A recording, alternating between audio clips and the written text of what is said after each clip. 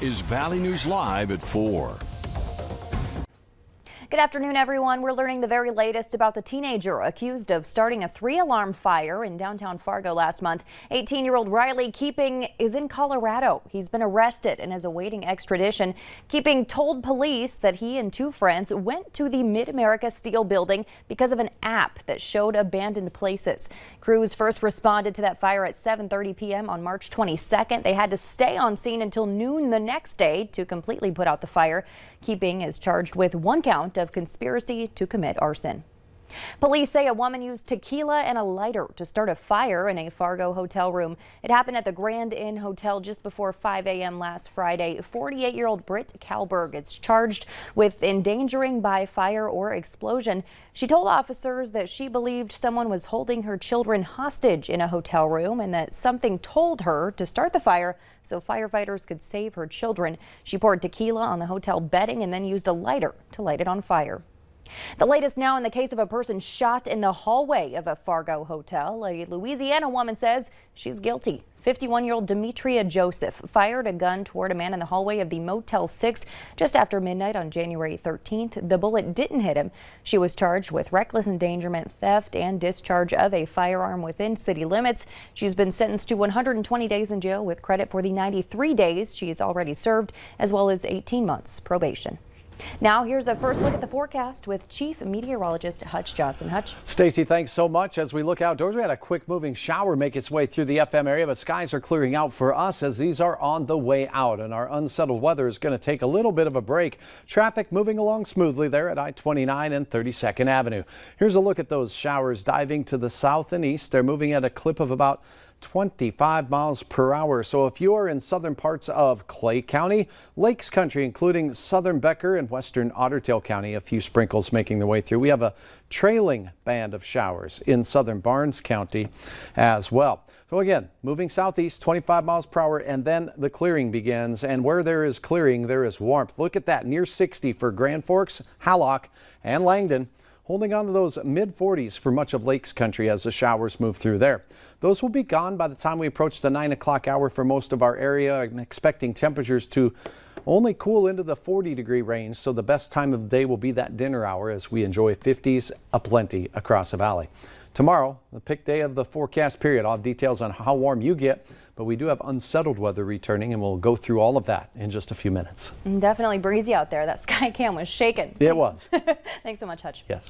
New information on a brutal assault in Moorhead. A teenager has been sentenced to nearly a decade in prison. 18-year-old Ashton Bellafuel has been sentenced to 120 months or 10 years in a St. Cloud prison. Officers were called to the 1900 block of 18th Avenue South on November 19th after callers reported a woman jumping off the roof of the building. The victims told officers Bellafuel assaulted them with a knife, screwdriver, and a stick. In the Northern Valley, a suspected drug dealer was arrested after running from police. The Pine to Prairie Drug Task Force learned of suspected drug dealer Eric Baldwin, thought to be delivering meth from Grand Forks to Crookston. Crookston police and Polk County deputies set up on the outskirts of Crookston to arrest Baldwin, but he maneuvered around their vehicles and took off toward town.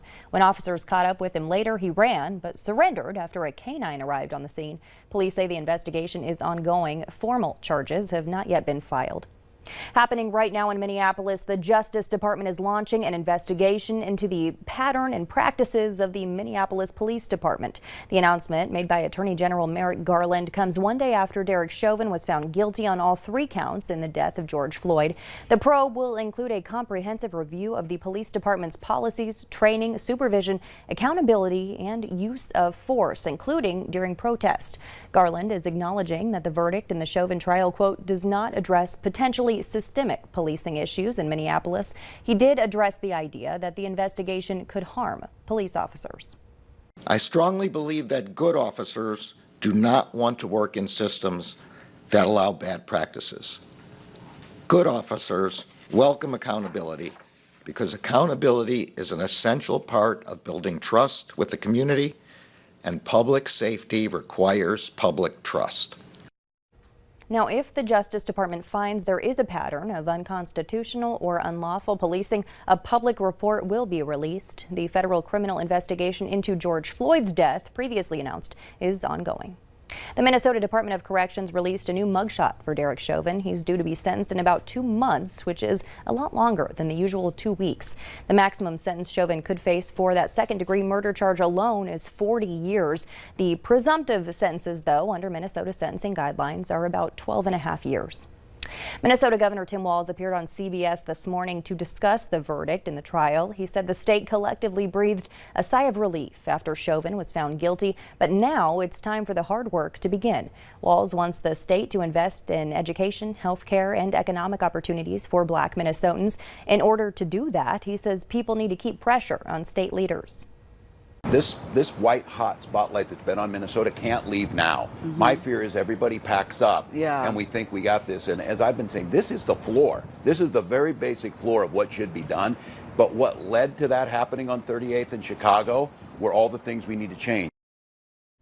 The governor says it'll be challenging to make the necessary changes with the legislature divided between Democrats and Republicans, but he's optimistic that the two chambers can reach a bipartisan solution. Worldwide reaction is coming in after that guilty verdict. CBS's Ian Lee is in London with a look at how the George Floyd case has gripped the globe. The verdict against Derek Chauvin made headlines around the world. Civil rights activists in the United States have welcomed the guilty verdict. Britain's Prime Minister said the jury made the right call. Last night's verdict in Minneapolis delivered justice for the family and friends of George Floyd. Canadian Prime Minister Justin Trudeau tweeted that the conviction brought accountability for Floyd's death, but said systemic racism and anti-black racism still exist. Some TV channels in Europe carried the trial live, while several newspapers here in the UK splashed the verdict across the front page. Say his name!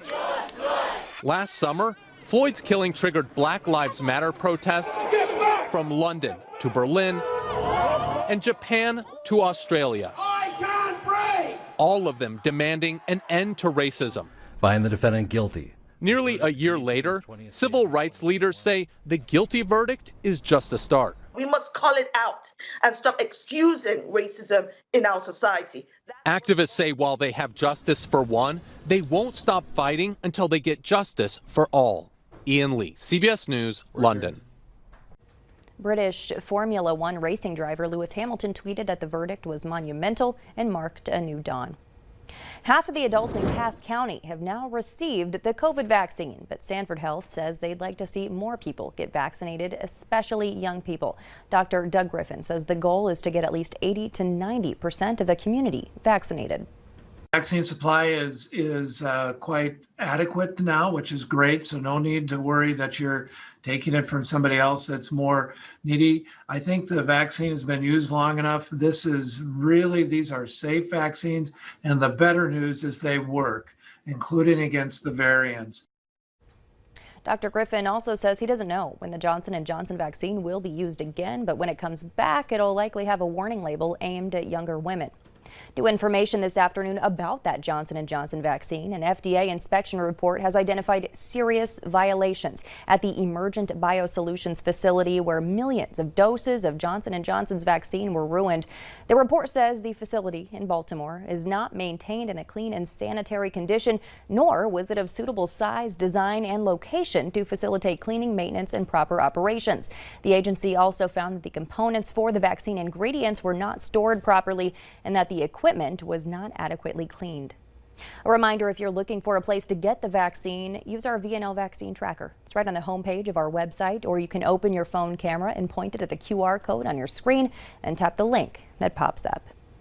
After months of negotiations and speculation, North Dakota's bonding battle is over. Governor Doug Burgum signed the $680 million bonding bill this morning, which will focus heavily on water diversion projects in Fargo and Minot.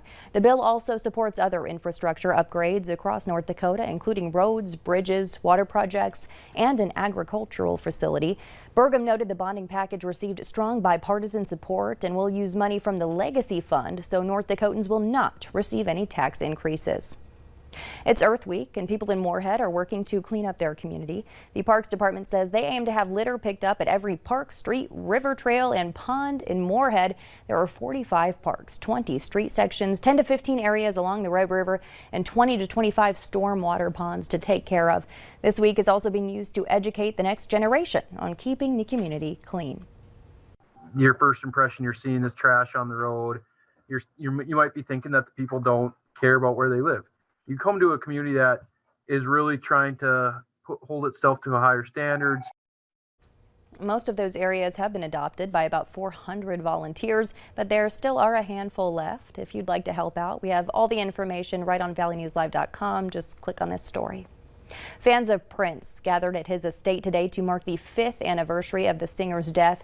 More than 1,400 people were welcomed to the famous Paisley Park where the artist lived and worked. Prince's ashes were on display in the atrium for visiting fans. Have you heard about Circle? It's a new television network for country music fans. Circle features the best of country music, hit TV shows, and performances from the Grand Ole Opry. Here's how you can tune in. If you're an over-the-air viewer, rescan your TV and look for KVLY 11.4. Cable and satellite subscribers should check their local listings. Circle is a joint venture between our parent company, Gray Media Incorporated, and Ryman Hospitality Properties. Valley News Live is teaming up with Golden Drive to help homeless children in Fargo and West Fargo, and we need your help. All week, you can drop off non-perishable food items at the West Fargo Fire Department. We'll be packaging it up on Saturday. The donations will be given to area schools and shelters. It's difficult. I don't want to live in a constant state of rage and anger and fear. In just moments, we dig into the impact police killings are having on the mental health of families. Frosty, record-setting morning temperatures once again. Teens here in Fargo, Moorhead to Boston, and we had a afternoon sprinkle work its way through. We have the warmest day of the work week coming up. I'll have details on how warm we get, and we'll look ahead right after this.